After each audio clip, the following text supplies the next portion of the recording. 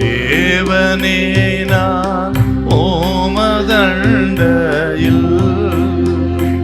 இன்னும் நெருங்கி சேர்வதே என் ஆவல் பூமியில்.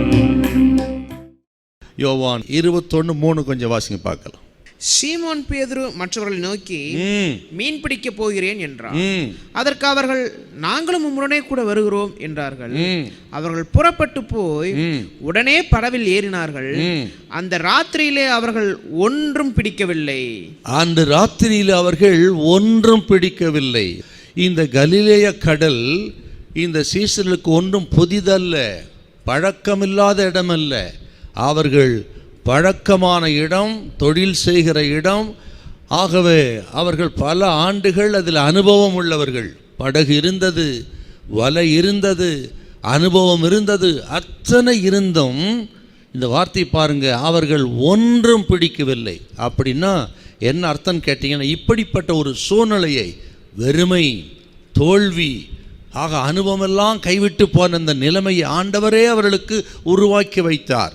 ஏன்னு கேட்டிங்கன்னா, இதிலிருந்து சில பாடங்களை சீசர்களுக்கு மட்டுமல்ல நமக்கும் கற்றுக் கொடுக்கிறார். முதல் பாடம் என்னன்னு கேட்டிங்கன்னா, இவர்கள் இயேசு இல்லாமல் அவர்கள் மீன் பிடிக்க போயிருந்தார்கள். அங்கே இயேசு இல்லை பாருங்க.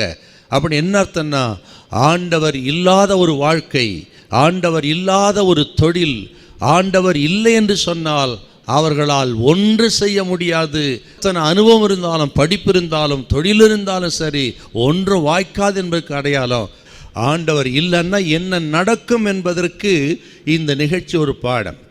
ரெண்டாவது என்னன்னு கேட்டிங்கன்னா, நமது வாழ்க்கையில் தோல்வி, வெறுமை, இல்லாமை, நஷ்டம், ஆக எல்லாம் கைவிடப்பட்ட நிலைமை, தனிமை, ஆக எல்லா சூழ்நிலையும் நமக்கு விரோதமாக இருக்கிற நிலைமை இருக்கு பாருங்க. இந்த சந்தர்ப்பம்தான் இயேசு நம்மை சந்திக்கிற நேரம் என்பது இதிலிருந்து அறிகிற மிக முக்கியமான செய்தி. ஆண்டவர் ஒரு மனிதனை சந்திக்கிற இடமே தோல்வியின் களம்தான்.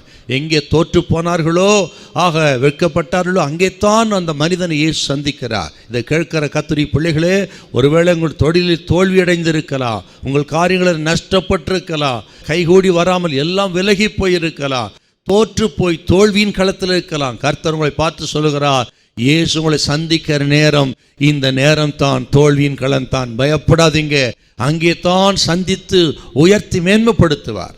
அப்படி தேவ மனிதர்களை சந்தித்த இடம் தோல்வியின் களம் தான். இது கேட்கிற உங்களை பார்த்து கர்த்தர் சொல்லு, பயப்படாதிருங்க, உங்களை சந்தித்து உங்களை பலப்படுத்தி தோல்வியை ஜெயமாய் மாற்றுகிற இயேசு வந்திருக்கிறார்.